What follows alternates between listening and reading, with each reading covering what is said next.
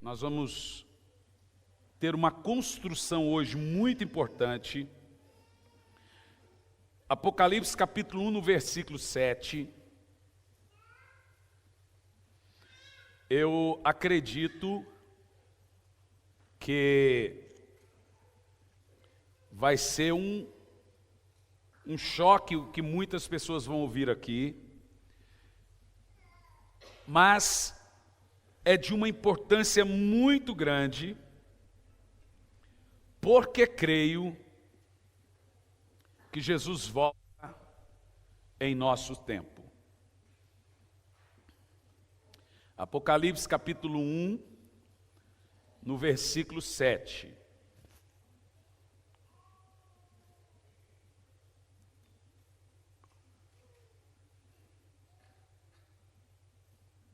Diz assim: eis que vem com as nuvens, e todo olho verá, até mesmo os que o transpassaram, e todas as tribos da terra se lamentarão. Senhor, fale conosco, que não seja eu quem fale, mas que seja o Teu Espírito, falando aos nossos corações, nos instruindo, nos ensinando, falando a cada um de nós, Pai, em nome de Jesus. Amém. A primeira coisa que eu quero falar com você está localizada em Mateus 24, dos versos de 1 a 2. São as 3 perguntas que foram feitas no Monte das Oliveiras. Veja bem, Jesus foi olhar o templo de Herodes, o de Salomão, reconstruído, e quando ele estava olhando, os discípulos foram mostrar para Jesus as glórias e a beleza do templo. Jesus olhou todo o templo. Quando ele saiu do templo, diz o texto assim, ó: não vedes tudo isso? Em verdade vos digo que não ficará aqui pedra sobre pedra que seja tirado, que seja derrubado. Veja o verso 3. E estando, veja, Jesus está no templo, preste atenção. Os discípulos mostrando as glórias do templo, a beleza do templo. E Jesus olha para os discípulos e diz assim: vocês estão vendo tudo isso aqui? Não vai ficar aqui pedra sobre pedra que não seja tirado. E agora Jesus está sentado no Monte das Oliveiras, diz assim: estando ele assentado no Monte das Oliveiras, chegaram-se a ele os seus discípulos em particular. Lembra que Jesus estava no templo e Jesus pronunciou uma palavra e disse: não vai ficar aqui pedra sobre pedra. Os discípulos esperou Jesus estar em particular e fez 3 perguntas a ele. Primeiro, dize-nos quando acontecerão essas coisas. Primeira pergunta. Segunda pergunta, que sinal haverá da tua vinda? Terceira pergunta, e do fim do mundo? Você percebeu que nós temos aí 3 perguntas. Primeira pergunta, quando essas coisas acontecerão? Quais coisas? Concernente à destruição do templo que ele tinha dito, não vai ficar aqui pedra sobre pedra. Segunda pergunta, que sinal haverá da tua vinda? Terceira pergunta, que sinal haverá do final do mundo?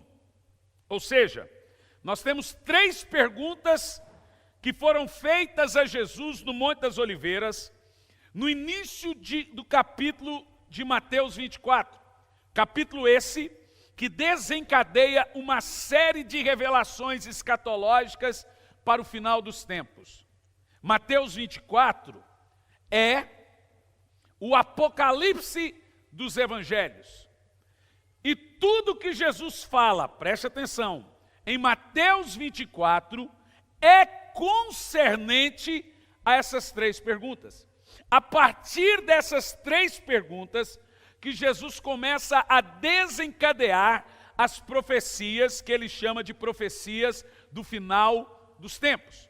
Primeira pergunta: essas coisas, quando irão acontecer?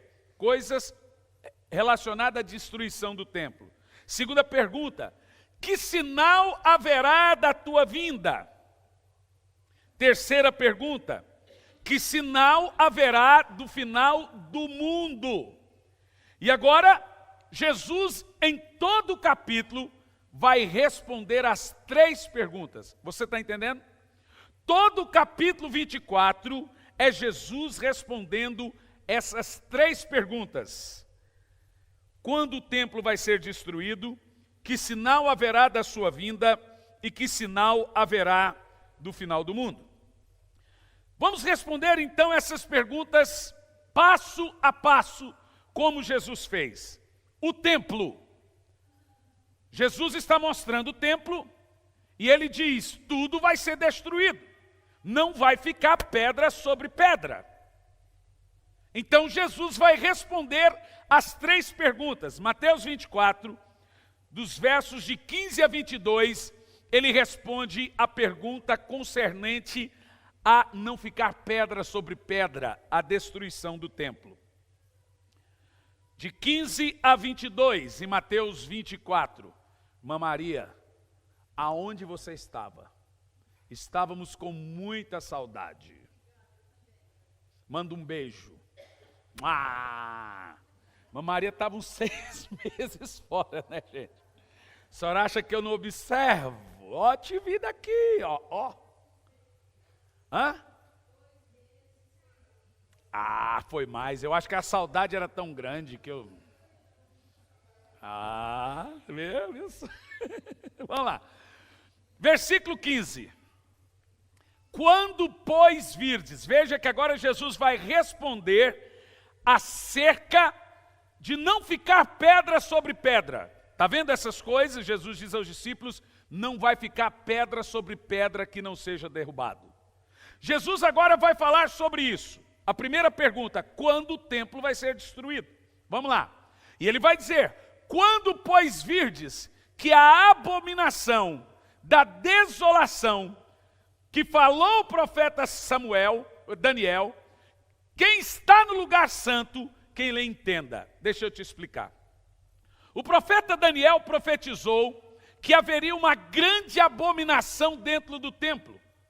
Ele fala que um homem vil iria entrar no templo e diante do Santo dos Santos iria fazer uma abominação. Jesus agora está dizendo: quando essa abominação no santo lugar, que é o templo, acontecer, quem lê vai saber, respondendo à primeira pergunta.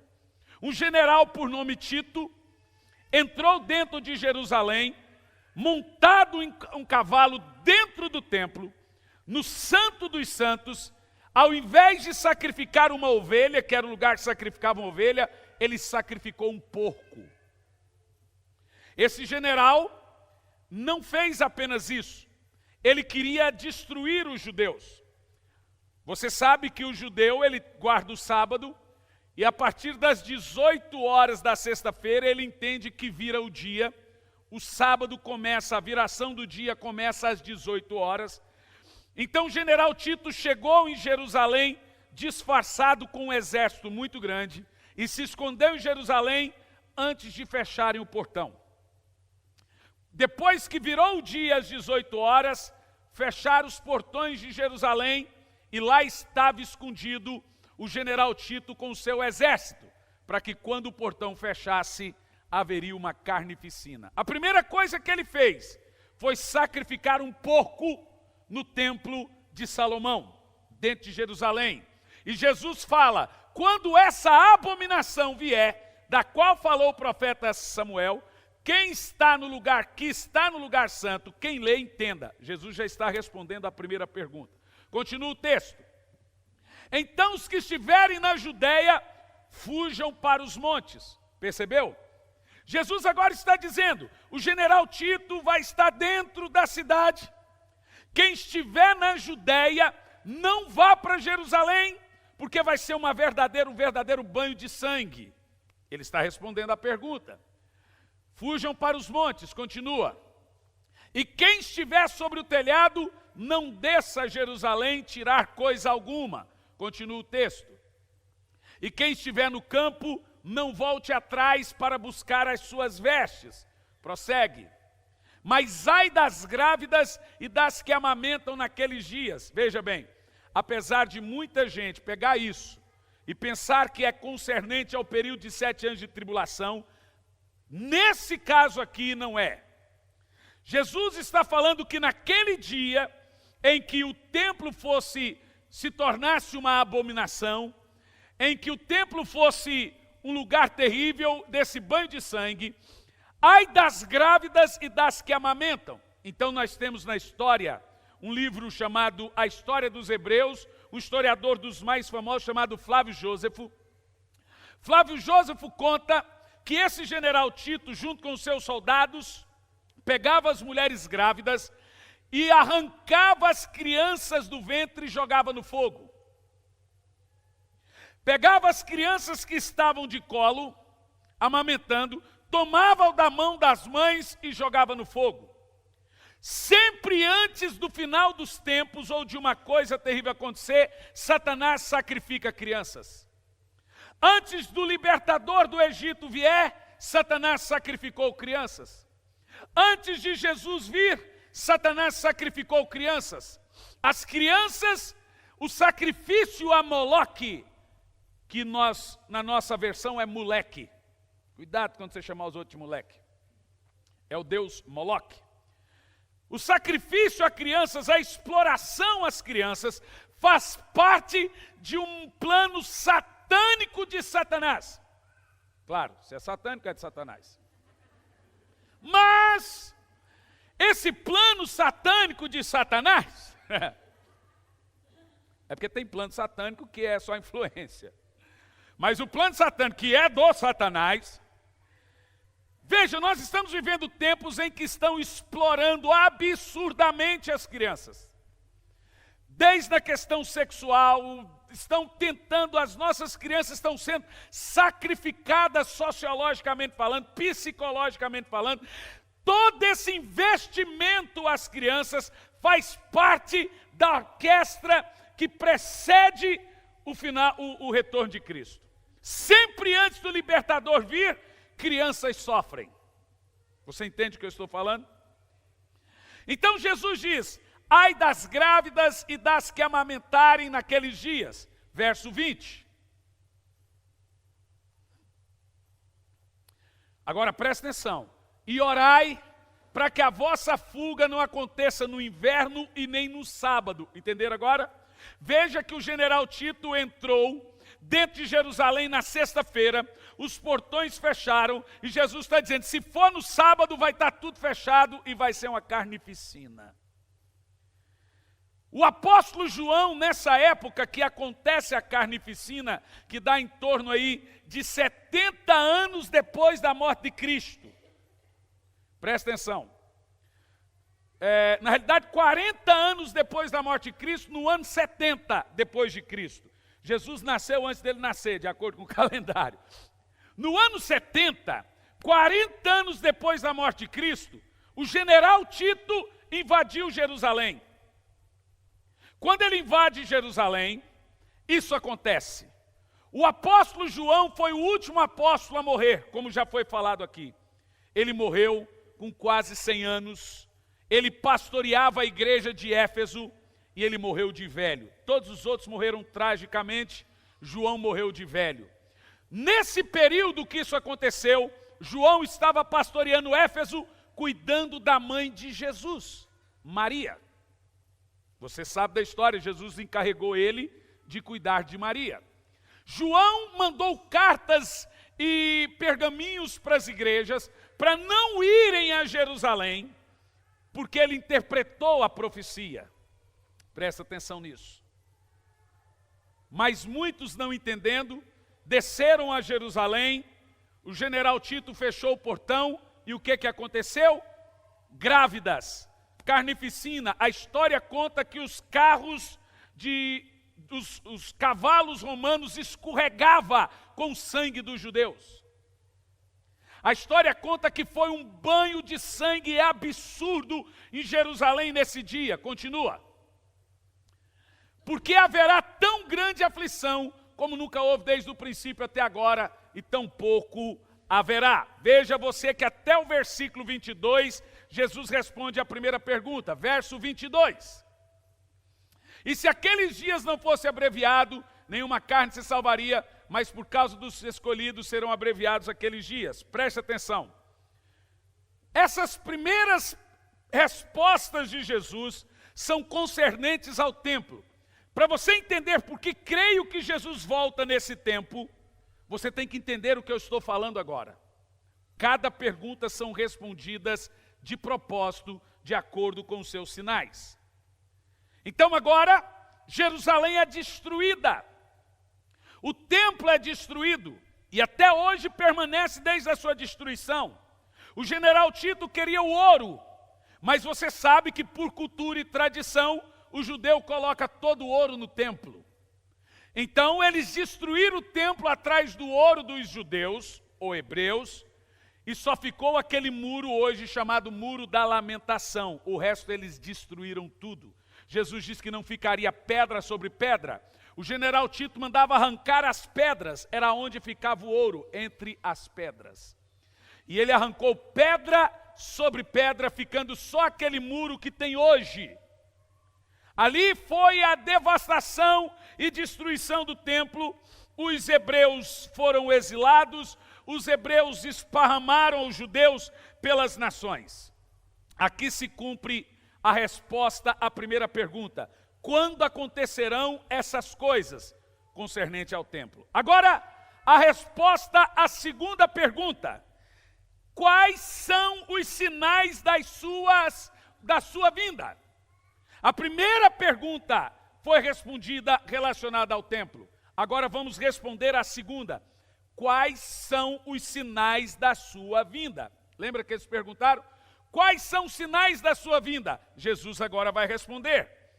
No capítulo 24, dos versos de 4 a 14, Jesus responde os sinais da sua vinda. Vamos ler? De 4 a 14, presta atenção. Jesus respondendo disse-lhes, acautelai-vos que ninguém vos engane. Presta atenção. O que nós vamos ler agora é concernente ao nosso tempo, ao tempo que nós estamos vivendo. E agora são sinais que comprovam que nós estamos vivendo isso que Jesus vai dizer. Como que eu sei que Jesus volta em nosso tempo? Alguém diz, o senhor não pode dizer, ninguém sabe dia e hora. É verdade. E qualquer pessoa que tentar diagnosticar qual é o dia e a hora que Jesus vem, está mentindo. Mas o próprio Jesus diz, fariseus hipócritas, sabeis discernir tempos e estações e não sabeis discernir qual é o tempo do retorno do Filho do Homem. Ele diz que uma mulher grávida prestes a dar à luz é um grande sinal. E a mulher grávida com dores de parto serve de sinal para discernirmos as profecias do retorno de Cristo. Ou seja, toda mãe sabe quando vai dar à luz. Ela não sabe o dia e a hora. Jesus disse, concernente ao dia e à hora, ninguém sabe. Mas os tempos e estações nós temos que saber, porque senão seríamos pego desprevenidos. Jesus disse, cuide para que ninguém seja pego de surpresa. Para você não ser pego de surpresa, você tem que saber quais são os sinais de Jesus voltar. Tanto que os discípulos não perguntaram, qual é o dia que você vai voltar? Eles perguntaram, quais são os sinais? Porque de acordo com os sinais, nós podemos saber se estamos vivendo o tempo que ele volta. A mulher grávida, ela sabe até o mês, ela sabe a estação, ela nunca vai saber o dia. Mas ela começa a perceber que está perto por causa das contrações. Elas vão se intensificando até chegar a hora. Essas contrações da mulher grávida é chamada de sinais. Jesus fala quando iniciar as dores de parto. Essas dores de parto, elas começam a longo prazo e vão diminuindo um prazo de uma para outra até a criança nascer. E essas dores de parto que são os sinais. Aí o que são dores de parto? Terremotos, perseguições, maremotos, tsunamis, pestes, guerras, tudo isso na Bíblia é chamado de dores de parto. Quando isso ficar muito próximo um do outro, Jesus vai dizendo, é nesse período que o Filho do Homem volta. Quem está entendendo o que eu estou falando? Vamos ler aqui alguns sinais sobre o retorno de Cristo. Ele diz assim, Jesus respondendo disse-lhes, acautelai-vos que ninguém vos engane. Prossegue. Porque muitos virão em meu nome dizendo, eu sou o Cristo, enganarão a muitos. Agora Jesus já está falando de tudo que vai acontecer na geração que ele vai voltar. Muitos virão dizendo, eu sou o Cristo, e enganarão a muitos. Continua o texto. Agora olha lá, presta atenção. E ouvireis de guerras e rumores de guerras. Esses aqui são as profecias concernente à geração que ele diz que seria do retorno dele. Veja que os discípulos perguntaram, quais são os sinais da sua vinda? Ele agora está falando desses sinais. Aí você diz, sempre existiu guerra no mundo. Jesus não está falando de guerra tribal, Israel com o Egito, Israel com não sei o quê, Israel. Jesus está falando de guerras globais. Desde que Jesus falou isso até os nossos dias, só existiram duas. Guerras contra nações e nações. É disso que ele está falando. Ele disse, se você vai ouvir de guerras, e não só de guerras, mas de ameaças de guerras. E ele diz assim, mas quando você ouvir de guerras e ameaças de guerras, não vos assusteis. É necessário que isso aconteça, mas ainda não é o fim. Claro que não. Se fosse, ele já tinha voltado. É sinal do fim. Significa que ele está próximo. Quem está entendendo o que eu estou falando? E prossegue o texto, verso 7. Olha lá, gente, como é claro. Isso aqui são sinais que ele disse da nossa época. Porque se levantará nação contra nação, reino contra reino, e haverá fomes, e haverá pestes, e haverá terremotos em vários lugares. Algumas pessoas dizem, sempre houve terremoto, sempre houve fome, sempre houve pestes. Não é verdade. A história da Terra com os grandes terremotos é registrado apenas de 500 anos para cá. Os grandes sismos na história da humanidade é 500 anos para cá. Jesus está falando deles. Os terremotos, eles iam até 4, 5 graus no máximo. Graus do terremoto, os graus da escala Richter, eles só podem ser medidos depois que eles acontecem. Sabe por quê? Pelo efeito que ele provocou. Por exemplo, nós tivemos no ano passado um terremoto aqui na região metropolitana de Curitiba. Foi sentido aqui em Campo Largo, a cidade de Rio Branco sentiu, foi 5 graus. Por que hoje as casas não caem? Porque elas são de concreto e tal, elas estão fortalecidas, mas 5 graus naquela época derrubava tudo. Aconteceu. Lá no México teve um terremoto de 9 graus. 9 graus é o que chega ao máximo hoje. E você sabe, pelos efeitos, toda a devastação que causou aquele terremoto. Agora veja Jesus dizendo, haverá vários terremotos em vários lugares. Não é num lugar. Você sabe que só naquele terremoto do México que aconteceu num dia,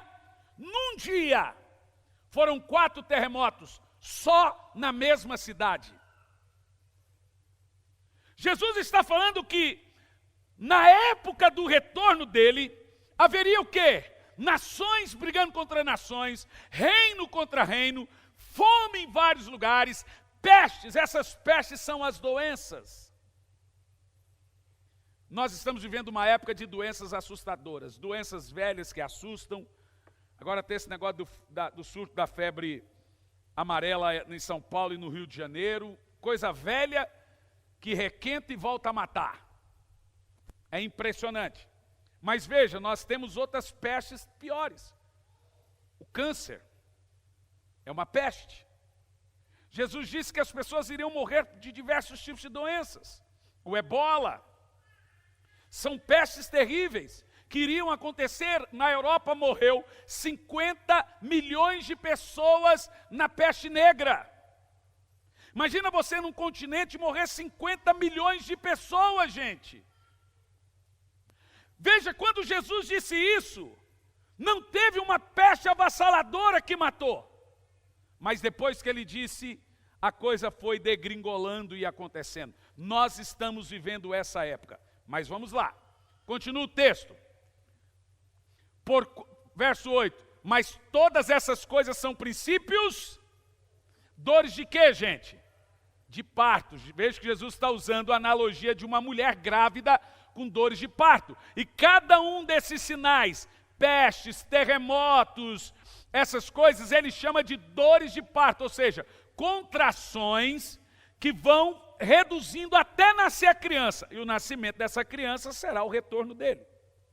Ele diz que quando tivesse nações contra nações, peste e terremotos, a mulher já estava sofrendo as contrações para dar à luz, ou seja, dores de parto. Diríamos então que nós estamos nas dores de parto. Está faltando só o quê? A criança nascer. Mas vamos continuar. Verso 9. Agora preste atenção e calcule você. Pegue esses sinais que Jesus está falando e traz para os noticiários. Então vos hão de entregar para seres atormentados, e vocês serão mortos, matar-vos-ão, e sereis odiados de todas as nações por ser cristão, por causa do meu nome. Por que você está me matando? Não, porque você é cristão. Olha, hoje morre mais cristãos martirizados na nossa geração do que na época do Império Romano. São 50 mil cristãos por ano. A ONU não fala nada, ninguém fala nada. É impressionante, agora explodir um carro-bomba numa igreja na Nigéria. Não sei se vocês viram os vídeos, é assustador. São 50 mil cristãos martirizados, assassinados por ano. Jesus disse que na época, veja, ele está respondendo a pergunta, quais são os sinais do seu retorno? Ele está respondendo, ele está dizendo, na época em que eu for voltar, você vai ser odiado pelo fato de ser cristão. Você vai ser preso. Você vai morrer pelo meu nome. E já está acontecendo. Você sabe quando eu leio isso? Presta atenção. Tem gente que imagina que todos esses sinais devem acontecer na cidade onde ele mora, que aí Jesus está voltando. Ah, mas isso não está acontecendo aqui. Olha para mim, irmão, não vai por esse caminho. Tudo isso que nós estamos lendo está acontecendo simultaneamente em todo o globo. Na nossa geração, ou nosso contexto, está acontecendo outras coisas. E ele vai dizer agora. Por exemplo, lá no Oriente Médio e África e Ásia, você vê a perseguição. Parte da África. Você vê a perseguição aos cristãos. Ok? Mas no nosso contexto tem outras profecias se cumprindo. Jesus está falando que em todo o globo, essas profecias irão se cumprir simultaneamente, ao mesmo tempo. Quer ver? Olha o verso 10. Verso 10. Leia lá. Vamos lá, gente. Neste tempo. Qual tempo? No mesmo tempo dos terremotos, no mesmo tempo dos cristãos sendo massacrados por terem Jesus, no mesmo tempo das guerras. Agora ele vai apontar para a igreja. Muitos serão escandalizados e trair-se-ão uns aos outros, e uns aos outros odiarão. Deixa eu te falar, ele não está falando de gente no mundo, ele está falando de gente na igreja. Ele fala que nesse tempo haverá muitos escândalos dentro da igreja. E por causa desses escândalos, as pessoas vão trair umas às outras e odiar umas às outras, vão ficar desigrejadas por causa dos escândalos. Você percebe que no globo você já tem assassinatos aos cristãos, martírio. No globo você já tem perseguição, guerras, terremotos em alguns lugares, mas aqui no Brasil você tem muito o quê? Muito o quê, gente? Escândalo. Esses dias um querido filho na fé meu colocou na internet uma coisa que me deixou chocado. Eu choquei com o vídeo. Um pastor lá falando assim, esse carro velho que tu tem aí, esse Gol, essa porcaria, traz aqui e dá de oferta. Traz essa porcaria, essa moto, essa porcaria, essa lata. Eu olhei aquilo, me deu ânsia de vômito ver aquele pastor fazendo aquilo. Mas eu chamei esse querido e falei, querido, eu entendo a sua ira, que é a minha também, mas nós temos muitas pessoas não crentes no nosso Facebook. Isso acrescenta em quê para a conversão deles? Nada. O deles já está guardado, gente. Esses escândalos já estão guardados, então não vale a pena. O escândalo, ele propaga por si, que não seja por você. Se você quer que pessoas sejam salvas, por que você tem que ficar replicando o escândalo? Nós temos que replicar Cristo. Mas o escândalo, ele está assim, a coisa de louco. E olha que o diabo pegou crente e entrou na cabeça dos crentes e falou, põe site para passar o escândalo. Então hoje você tem site por nome Fuxico Gospel, por exemplo. E esse site funciona o seguinte, ele vai atrás de todo podre que tem na igreja e joga na internet. Qual é a cantora que fumou, qual é a cantora que caiu, qual é o cantor que caiu, qual é o pastor, e pá, ele joga na internet. Diz a Bíblia, nesse tempo de terremoto, nesse tempo de perseguição a cristãos em alguns lugares, em outros lugares vai ser um escândalo. Ou seja, escândalo é sinal. Quem vem para a igreja por causa de gente, vai sair por causa de gente. Quem vem para a igreja por causa de Jesus, não sai. Porque o escândalo vai acontecer. A Bíblia diz, ele vai vir. E ele já veio. Em nenhuma época da história, houve tanto descrédito à pregação e a pastores como nessa época. Por causa do escândalo. Quando você começa a falar, você quer citar exemplos. Não tem necessidade, você sabe. Você sabe do que eu estou falando. Você sabe quem escandaliza. Você sabe quem dá mau testemunho na mídia. Você sabe quem faz do evangelho comércio. Você sabe. Então não tem necessidade de eu replicar isso. Continua o texto. Verso 11. Agora olha lá. Olha lá, gente. E surgirão falsos profetas, enganarão muitos. Deixa eu pegar uma coisa importante. No verso 10, Jesus diz, nesse tempo muitos escandalizarão, e trair-se-ão uns aos outros, e odiarão uns aos outros. No mesmo contexto ele diz, surgirão falsos profetas, enganarão muito. Os falsos profetas surgem da onde? Do escândalo. E quem que são os que passam a ter ódio dos outros? São os escandalizados. Quem é que trai uns aos outros? Os que se escandalizaram. Perceba você que crente escandalizado é o prato cheio para o falso profeta. Quem entendeu o que eu estou pregando? A arma do falso profeta é o crente decepcionado. É o crente escandalizado. É o crente escandalizado, decepcionado, que passa a odiar e trair um ao outro. Essa traição ao outro não está falando do cara lá no mundo, não, está falando do cara na igreja. Isso é tão sério, que no mesmo contexto em que Jesus diz dos escândalos, da traição e do ódio entre os irmãos, surgindo falsos profetas, olha o que ele fala no verso 12.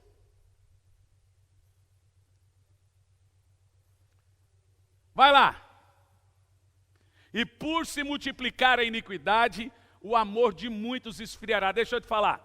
Ele não está falando do amor do povo lá fora. Lá fora já não tem. Ele está falando do amor esfriar entre os irmãos. O escândalo é entre nós.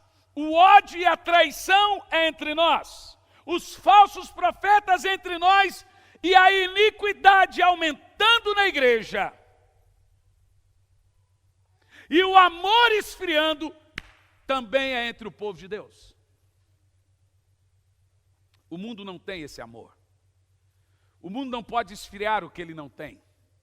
Só esfria algo aquilo que temos. Gente, isso aqui me assusta tanto, que Jesus, nesses 3 versículos, ele dá um diagnóstico da igreja da época da sua vinda. A igreja da época, do período da sua vinda, vai viver esses 3 últimos versículos, 10, 11 e 12. Está falando da igreja. Vamos ler de novo? É o retrato da igreja dos últimos dias. 10, 11 e 12. Vamos ler em voz alta, vai lá.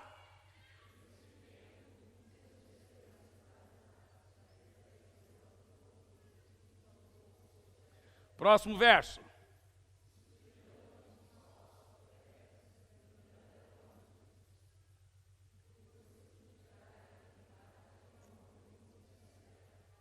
Essa é a realidade da igreja.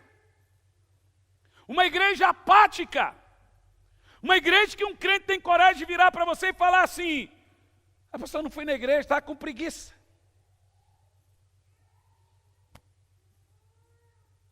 Irmão, se você entender a importância do culto, é claro que tem gente que tem obrigações, obviamente. A gente não está questionando pessoas. Tem gente que não falta culto e uma hora ou outra vai faltar. Mas tem gente que o culto para ele é secundário. Ele não sabe que o culto é para Deus, que o culto é de Deus, que culto é adoração, que Deus não abre mão do seu louvor, da sua adoração. Ele trata Deus com desprezo. É o amor esfriando, o amor por Deus esfriando, o amor uns pelos outros esfriando, o amor pelo ganho de almas esfriando. É a realidade da igreja que iria preceder o retorno de Cristo. Jesus um dia estava dizendo assim: quando o Filho do Homem vier com toda a sua glória, ele parou. Ele disse de novo: quando o Filho do Homem vier, achará fé na terra? Irmão, faz parte das profecias. No período do retorno de Cristo, a fé iria sumir.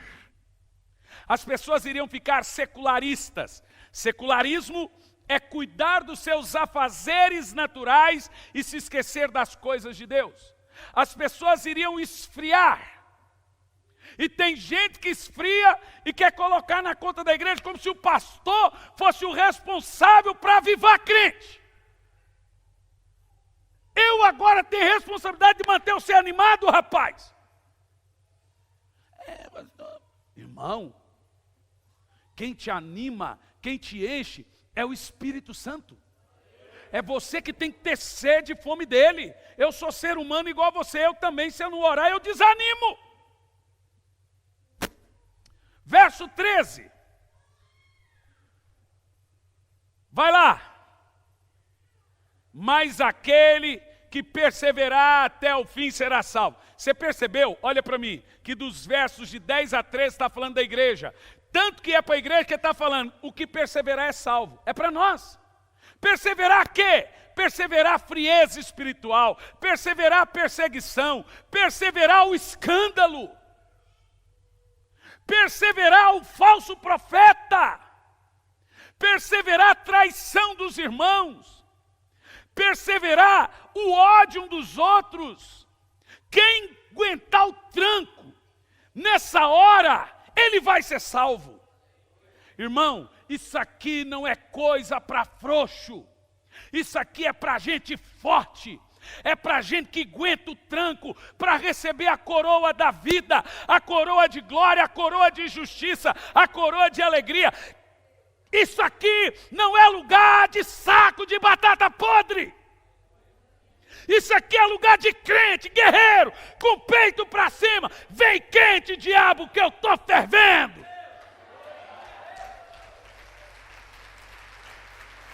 É uma crentarada frouxa, rapaz. É um mimimi, rapaz. Que exército é esse, rapaz? Levanta a tua cabeça, tu deixa de ser frouxo, rapaz. Levanta a cabeça, tu faz parte do exército mais poderoso da terra, que nunca perdeu uma batalha, de um Deus poderoso, que não tem inimigo, que o inimigo não vai contra ele, o Deus que não perde guerra. Tu tem o Espírito Santo te ajudando e fica nesse mimimi. Levanta e resplandece, porque vem a tua luz e a glória do Senhor vai nascendo sobre ti.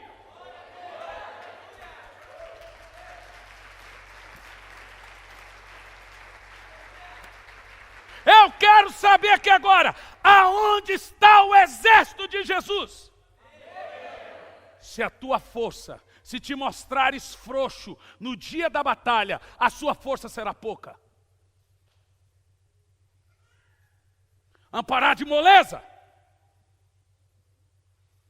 Eu achei muito engraçado o negócio da pastora Zita essa semana. Eu vou contar, porque eu sou linguarudo. Ela pôs na internet um negócio que eu dei muita risada. Aí você fala, pessoal, isso funciona. Vamos para a igreja. Aí os meninos, não, eu estou com preguiça. Ela falou, tá bom, estou indo para a igreja, catou o molde da internet e pôs dentro da bolsa. Resultado, veio todo mundo para a igreja. Pastor, mas a gente não pode obrigar. Pode sim, pode obrigar. Se eles são de menor, se mora dentro da sua casa, eles têm que vir, nem que venha com bico. Porque você está pensando no bem deles. Você não obriga eles a ir para a escola, rapaz. Pergunte-se qual criança que gosta de ir para a escola. Mas vai vir com bico. Que venha! Eles querem dinheiro, eles querem telefone, eles querem videogame, eles querem internet, eles vão querer vir para a igreja. Se você não for, não tem internet por um mês. Que hora que é o culto, mãe? Que hora que é o culto? Eu estou indo.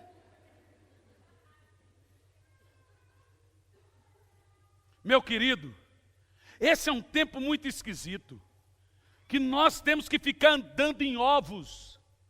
Infelizmente, o politicamente correto entrou dentro da igreja. Qualquer coisa que você prega, tem um irmão aqui, pastor, o senhor prega jogando indireta para mim. Você tem razão. Eu estava em casa, pensei em você, preparei o sermão, isso aqui vai ser tudo para ela. Me poupe, irmão, vai ver se eu estou na esquina, rapaz. Eu tenho mais o que fazer, meu irmão. Eu passo a minha vida pensando em você, no que pregar para você, rapaz. Se Deus falou com você, vista o chapéu e receba, querido. Pastor, o senhor pregou para mim? Falei, claro, eu sabia, pastor, para você. Mas falou tanto assim com você, então era só para você mesmo.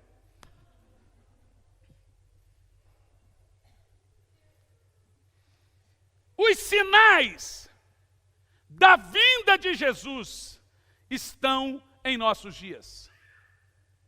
Meus queridos, eu estava vendo o primeiro-ministro israelense palestrando na ONU, e ele disse assim, nós estamos andando sobre páginas da Bíblia. Olha para mim vocês, nunca na história da humanidade vivemos tantas profecias se cumprindo simultaneamente como nessa geração. Essa ideologia toda de homossexualismo, nada é mais bíblico do que isso. Jesus disse como foi nos dias de Noé, e também como Sodoma e Gomorra seria igual. Sodoma e Gomorra foi uma época sodomizada, de homossexualização. Jesus disse que a coisa tem que ser igualzinho. Você percebeu que o mundo está sendo sexualizado, sodomizado a passos largos. Nos anos 60 e 70, a coisa é tão assustadora, deixa eu dar uma pequena pincelada da sociologia para você.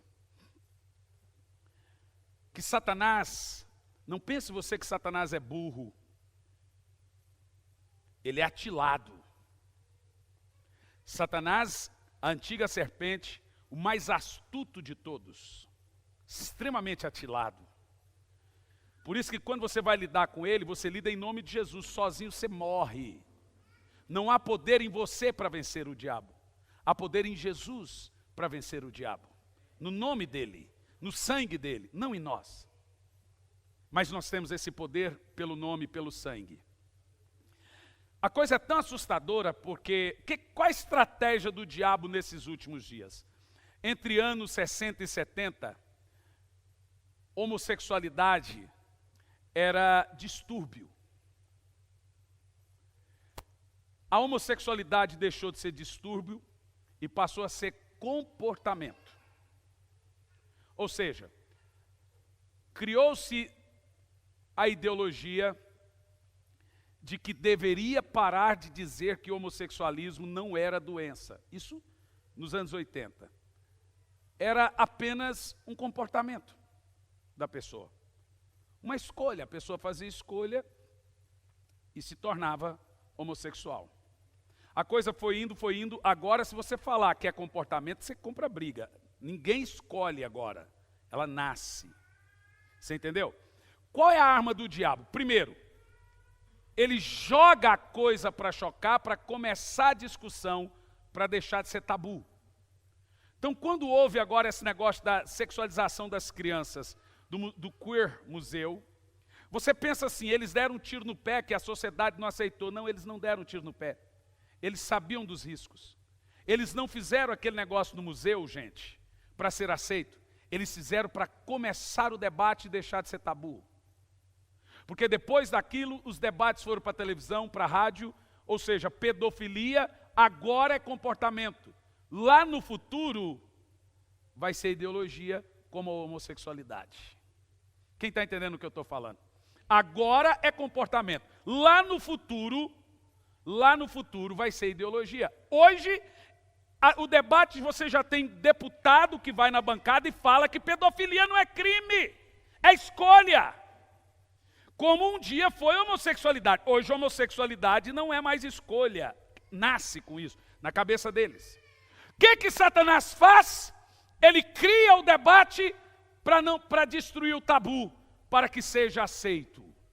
Criou-se o debate da sexualização das crianças. E agora já se debate livremente se pedofilia, sexo de adulto com criança, é crime ou é opção sexual. Daqui uns dias vão dizer que não é opção sexual. O cara nasce já com a tendência, se sentindo, querendo fazer sexo com criança. Vocês entendem a estratégia do diabo? Quem está entendendo? E nós vamos viver num mundo que a cada dia nós vamos ser agentinha fora do contexto.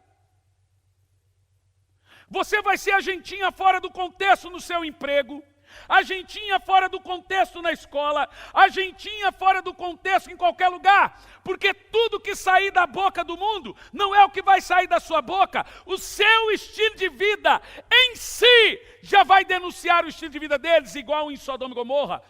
Eles queriam matar Ló, não é porque Ló se levantava contra eles, é porque Ló não queria ser como eles.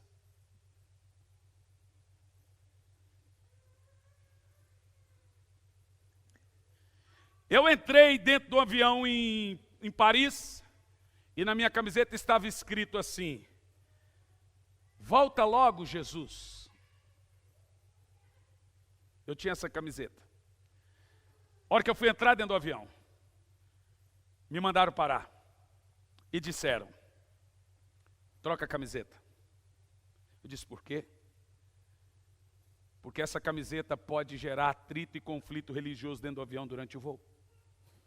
No mesmo voo que eu tirei a camiseta, o muçulmano tirou o tapetinho, pôs no chão do avião, dobrou o joelho e orou rumo a Meca.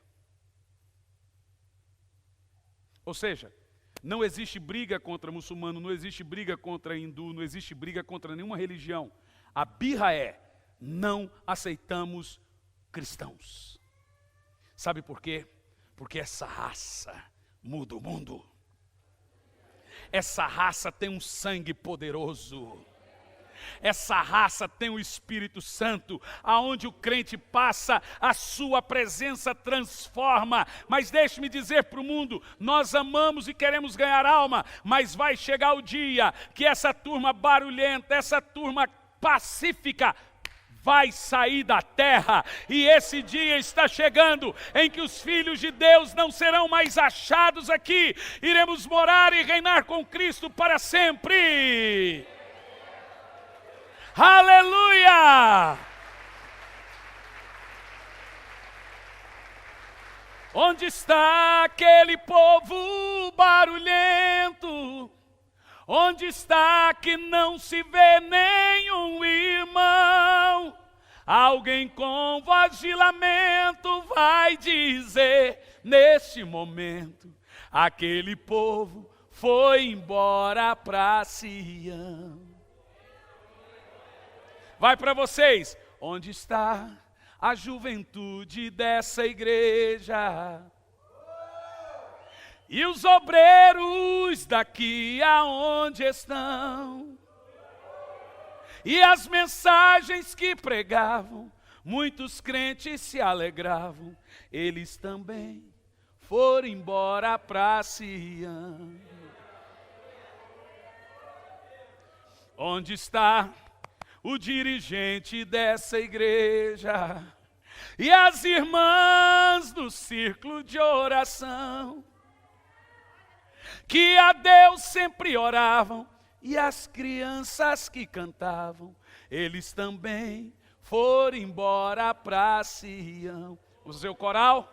Onde está aquele povo barulhento?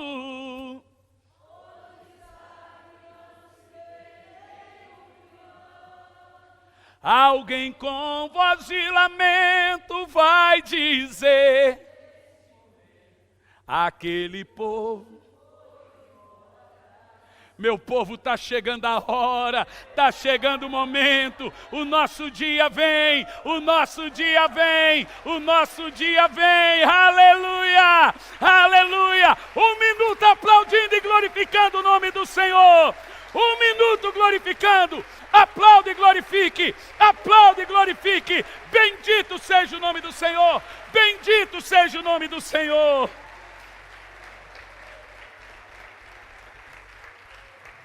Mais perto quero estar, meu Deus, sabe?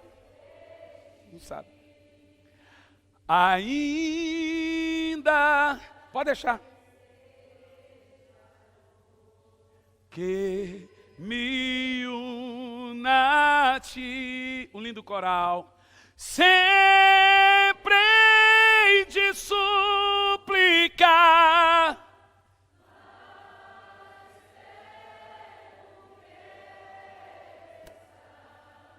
Mais perto, meu Deus, olha isso. E quando Cristo enfim me vier chamar na glória com os serafins, eu irei. Eu quero ouvir como vozes de anjos. Então me alegrarei perto de ti, meu rei, perto,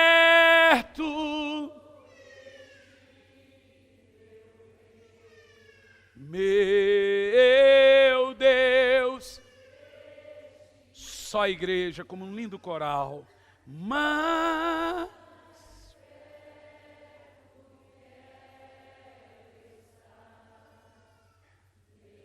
eu sinto uma tremenda glória de Deus aqui agora. Eu sinto o Espírito Santo caminhando em nosso meio. Ainda que seja dor que me une.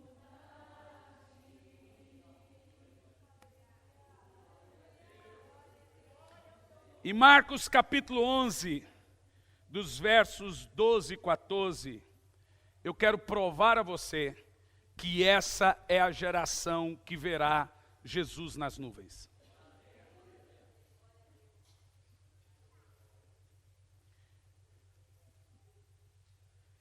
Eu sinto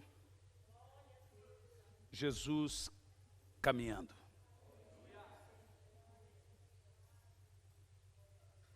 Eu sinto Ele aqui agora.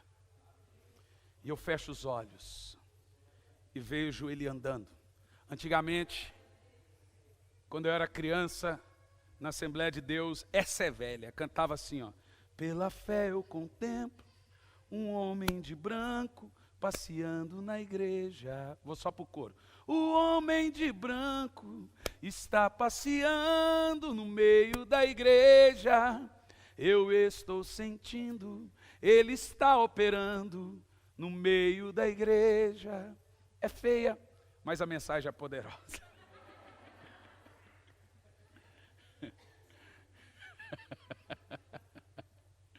Vocês entenderam o que eu queria cantar. Mas ele está aqui agora. E eu fecho os meus olhos, eu vejo ele caminhando.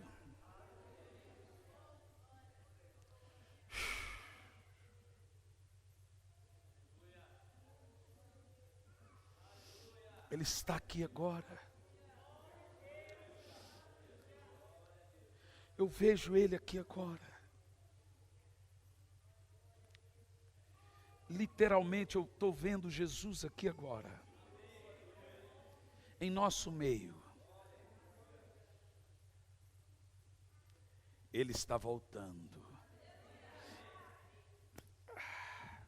Vamos ler o texto. Preste atenção. Por favor.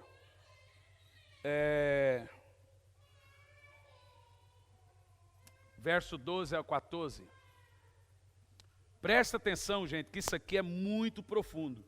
Se você não prestar atenção, você não vai entender. Para os mais antigos da Preciosa Graça, eu já preguei isso lá no Ouro Verde.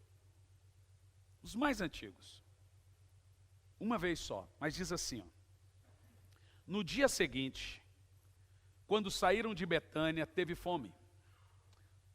E vendo de longe uma figueira, deixe-me te explicar, a figueira é uma árvore que representa a nação de Israel. Israel, na Bíblia, é representado por uma árvore chamada figueira. Né? Então, toda vez que você vê figueira na Bíblia, vai representar a nação de Israel. E diz assim, e vendo de longe uma figueira que tinha folhas, foi ver se nela achava alguma coisa. E chegando a ela, não achou senão folhas, porque não era tempo de figos. Olha isso aqui, próximo verso. E Jesus falando, disse à figueira, nunca mais coma alguém fruto de ti. Jesus amaldiçoou a figueira.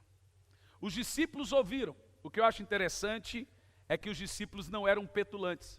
Você lembra a história do templo? Jesus falou do templo, eles viram que estava no meio do povo, não ficou tumultuando. Esperou pegar ele em particular. Da mesma forma, eles ouviram isso. E eu amo esses discípulos, por isso que Jesus escolheu os caras certos. Eles não esqueciam de nenhum ensinamento. Eles ficavam atentos. É muito triste quando você fala uma coisa, daqui a um ano você tem que ficar repetindo. As pessoas não pegam. Continua o texto. Vamos pegar o outro texto, quando a figueira secou. Quer ver? Os discípulos ficaram atentos. Versos 19 e 20 agora. Pode ir para o 19 e 20. Presta atenção.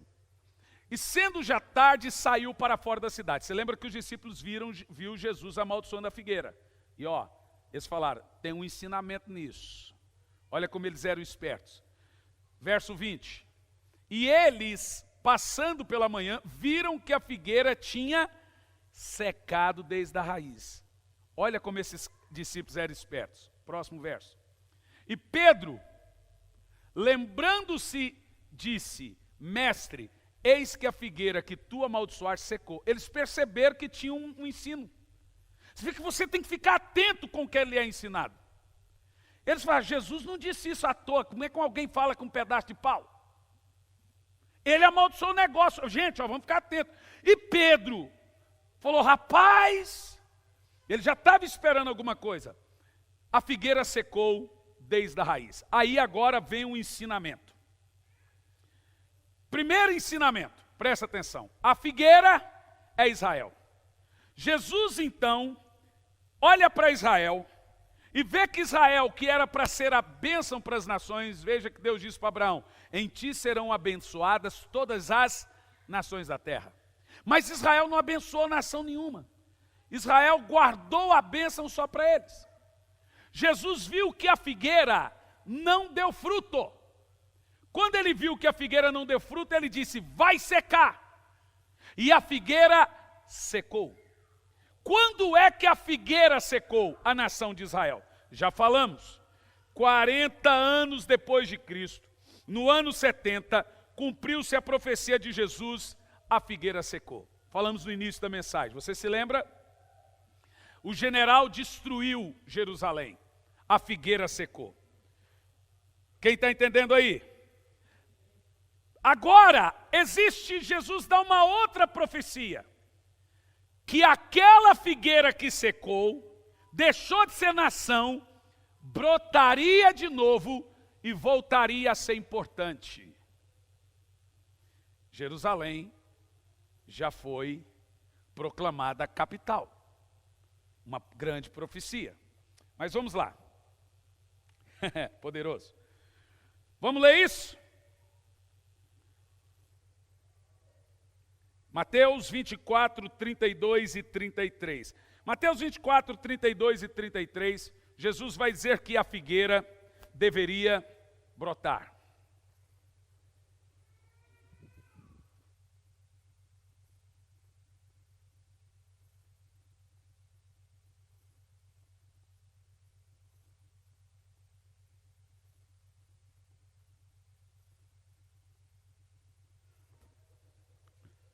Vou terminar agora. 24, 32 e 33. Olha, Jesus começa assim. Aprendeis a parábola da figueira. Jesus agora traz de novo a memória de quando ele secou a figueira. Quem está entendendo aqui? Quem está entendendo, diga amém. Ele está falando, lembra do que aconteceu com a figueira? Olha o ensinamento dele. Ainda em Mateus 24. Quando seus ramos se tornam tenros e brotam as folhas, sabeis que está próximo o verão. Veja, aquela figueira que secou, ela teria que no final dos tempos fazer o quê? Brotar. Espera aí, uma figueira seca, brotar. E olha o que ele diz. Próximo verso. Igualmente quando vires todas essas coisas, lembra que nós estamos no capítulo 24. Quais coisas? De todas que foram faladas até aqui. Quando vires todas essas coisas, sabeis que ele está às portas. Gente, como que eu posso dizer que ele volta em outra época? Mais claro do que você está lendo, ele pega Mateus 24 e faz uma série de sinais. E ele diz assim, nessa época que a figueira brota, gente, a figueira brotou na nossa época. 14 de maio de 48, a figueira brotou. Israel se tornou nação pelo voto de Minerva de um brasileiro, na ONU. Isso exatos 70 anos atrás, o tempo de uma geração. Há 70 anos atrás, a figueira brotou. Israel deixou de ser nação lá no General Tito, sumiu do mapa, volta a ser nação 70 anos atrás. A figueira brotou, ok, agora vamos lá. Vamos ler aqui comigo. Mateus 24 e 34. Olha lá, verso 34. Presta atenção. Olha o que Jesus fala. Igualmente vos digo, gente, leia isso, que não passará esta geração sem que essas coisas aconteçam. Aqui está a chave. Presta atenção. Em todo o capítulo 24, Jesus está falando dos sinais, terremoto, morte e não sei o que, esfriamento, escandalização, falso profeta. Aí agora lá no verso 34 ele diz, essa geração não passa. Não passa para onde? Para onde? Para outra. Jesus está dizendo com todas as palavras que a geração de pestes, terremotos, que a geração de esfriamento, que a geração de aumento da iniquidade, que a geração dos falsos profetas seria a última geração, que não haveria uma próxima. Quer me chamar de louco? Chama, mas me dê outra interpretação. Ele está falando dessa geração que não passaria. Inclusive, dentro dessa geração está o versículo 14. Quem perseverar até o fim será salvo. Dentro dessa geração está todos os sinais que aconteceria. Inclusive, Jesus diz, tudo isso deve acontecer. E essa geração não passa. Olha para mim. Eu prego isso já há alguns anos. E posso afirmar a você que eu não creio que exista uma próxima geração. Eu não posso dizer qual é o dia e a hora, não sou louco nem leviano, Deus nunca me disse isso, nunca me revelou, nenhum anjo me apareceu para dizer, e não vou dizer. Mas uma coisa eu posso afirmar, nós somos a geração do retorno de Cristo. E sabe por que eu posso afirmar isso? Vamos lá, 7 alianças de Deus na história da humanidade. Com 7 alianças, só falta uma, a eterna, que é depois do retorno dele. 7 dispensações para a igreja. Cada igreja da Ásia representa uma dispensação. Das 7 igrejas, nós estamos na última. Laodiceia não tem a 8ª. Nós somos a geração de Laodiceia, não tem outra geração. Nós somos a última geração, a última dispensação, na penúltima aliança. Irmãos, faz parte da nossa época, da nossa característica, as pessoas se esfriarem com Deus. Cuidado! Você que se sente frio, preguiçoso com as coisas espirituais, você tem que lutar contra isso. Você tem que perseverar, lutar. Quando você perceber que está demasiadamente, você tem que lutar, porque faz parte dessa última geração. Eu posso lhe afirmar, olha para mim, e tenha temor no que eu estou dizendo. Porque toda vez que aparecer um profeta na Bíblia dizendo, vai chover, ou a ira está vindo, Jeremias bradava e dizia, eles estão vindo para devastar Jerusalém. O rei ria da cara de Jeremias, jogou ele na cisterna. Eu estou bradando, e eu vou bradar ainda mais. Ontem eu estava com a nossa equipe de mídia, e nós vamos investir pesado em fazer vídeos na internet para mostrar e provar que Jesus volta nessa época. Tem gente promovendo um monte de vídeo na internet, falando um monte de coisa. Ninguém está falando do retorno de Cristo. Eu vou me dedicar a isso.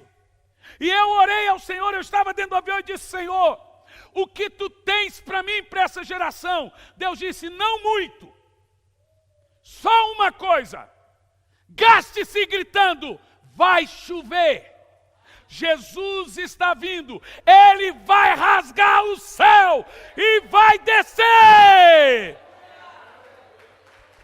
Quem tem ouvido, ouça o que o Espírito diz às igrejas, vai chover.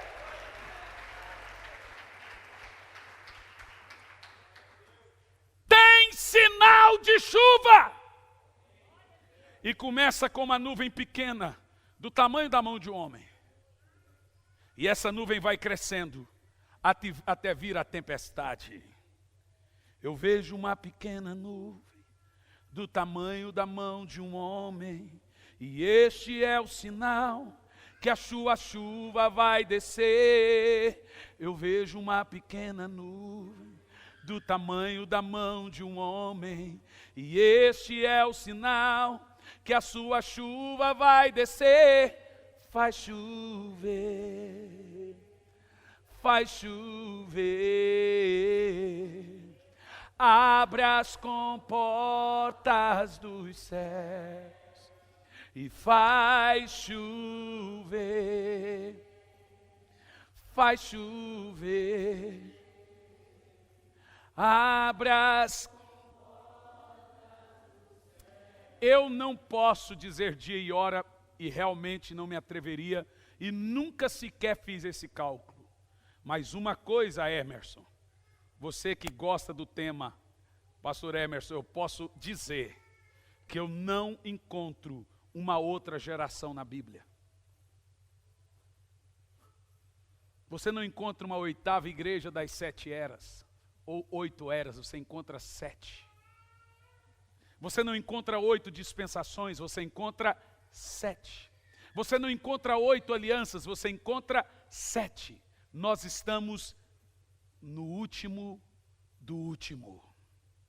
Se Deus tiver que fazer alguma coisa com essa geração, a próxima profecia a se cumprir é a trombeta soar.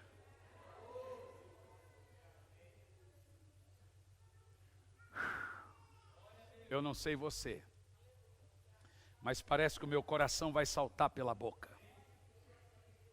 Quem sente uma tremenda unção em você aqui? E aqui tem uma última profecia. Zacarias 8:13, e tem mais um. 8:13, Zacarias 8:13. 8:3. Ah, égua, menino, esse pastor bravo. Não me bater, é. Presta atenção. Assim diz o Senhor: voltarei para Sião, e habitarei no meio de... E Jerusalém chamar-se-á a cidade da verdade, o monte do Senhor dos Exércitos, o Monte Santo. Aqui é a profecia que Jerusalém voltaria a ser a capital. Mas tem uma. O outro próximo verso. 12, versículo 3.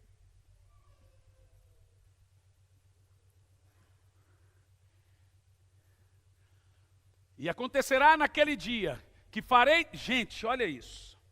Que farei de Jerusalém uma pedra pesada para todos os povos. Você percebeu?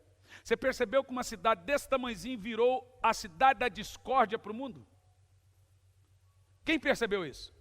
Naquele dia farei de Jerusalém uma pedra pesada para todos os povos. Todos que carregarem essa pedra serão despedaçados. E ajuntar-se-á contra ela todo o povo da terra. Você percebeu que depois que o Trump... O que é engraçado, que o nome Trump é trombeta. Depois que a trombeta, e junto mais 15 países, determinou que Jerusalém deveria ser capital de Israel, o mundo pegou raiva de Jerusalém. A ONU agora vai fazer um negócio lá que vai determinar que Jerusalém vai ser capital da Palestina. Para que essa birra? Palestina existe aonde? Fala para mim, onde é que existe Palestina? Nunca existiu. Eles foram fazendo aquilo tudo, não é só aquele pedaço, aquilo tudo é de Israel. Deus, Abraão pagou aquilo, comprou com dinheiro. Não existe nada no Alcorão fazendo menção a Jerusalém. Mas a Bíblia inteira fala de Jerusalém como a capital do povo de Deus. A cidade do rei Davi. A antiga Jebus, que Davi foi lá e comprou Jerusalém. Pagou ela, pagou. É do rei. E agora eles querem dar a cidade dos judeus para palestinos. É a pedra pesada para todos os povos. Gente, olha aqui para mim. Aguarde os próximos capítulos. Porque o que vem adiante é mais assombroso do que você imagina. Por enquanto, eu posso te afirmar o seguinte: essa geração que está perseverando até o fim, que faz possível e o impossível para não se esfriar, para não perder cultos, para não deixar de louvar, para não deixar de adorar, para não esquecer Deus, para ouvir músicas. Liga, rádio hoje é complicado, porque a cada 2 músicas é meia hora de comercial. Mas esses dias eu entrei na casa da irmã, não sei aonde, acho do Leco. Ela fez um negócio bacana, ela pôs um pendrive com um monte de música. Eu não ouço rádio porque só tem comercial. Mas fica ouvindo os louvores. Prepara o seu coração, irmão. Porque o grande dia nosso está chegando. Nós temos que ganhar almas. Eu aqui calculo assim, humanamente falando, que eu não sei se a terra aguenta com tudo que está acontecendo mais 20, 30 anos. Se durar 30 anos, eu não sei qual mundo a minha filha vai viver. Você já parou para pensar? O jeito que a coisa anda? Jesus vai voltar, deixe-me te explicar. Quando o povo de Israel estava no Egito, Gianluca, vem aqui para aparecer terminando. Quando o povo de Israel estava no Egito, Deus demorou 400 anos para tirar eles do Egito. Por quê? Por que ele não tirou logo? Porque o povo não clamava para ele tirar. A Bíblia diz que então chegou um período em que o povo clamava para que saíssem do Egito. Aí Deus ouviu o clamor deles. Sabe, Jesus vai voltar quando a sua igreja começar a dizer: Maranata. Todo dia clame pelo retorno. Senhor, volta. A sua igreja te clama. A sua igreja te adora, a sua igreja te clama: Maranata, Maranata, Maranata. Volte para nós, Senhor. E Ele vai vir. Quem quer que Jesus volte? Irmãos, eu não quero que Jesus volte porque o mundo é ruim. Eu quero que Jesus volte porque eu quero vê-lo. Eu sinto tanto amor por Cristo, que eu imagino como eu vou olhar para Ele. A Bíblia diz que benditos somos nós, que nunca vimos, mas cremos. Nós teremos uma recompensa a isso. Eu amo Jesus, e eu vou vê-lo face a face. Você consegue imaginar como vai ser quando você o vê-lo? Isso pode ser essa noite. Você tem que estar preparado a todo momento, pode ser a qualquer hora. Ele pode voltar essa noite. Imagina você está lá, não fui ninguém, estou com preguiça. Que papelão. Prepare-se, porque o nosso Senhor está vindo. As próximas mensagens, dando sequência ao retorno de Cristo, eu vou falar de Amargedon, Gog e Magog, as profecias do céu. Você vai ficar assombrado e ao mesmo tempo feliz que realmente nós estamos vivendo o tempo do retorno de Cristo. Fique em pé no seu lugar.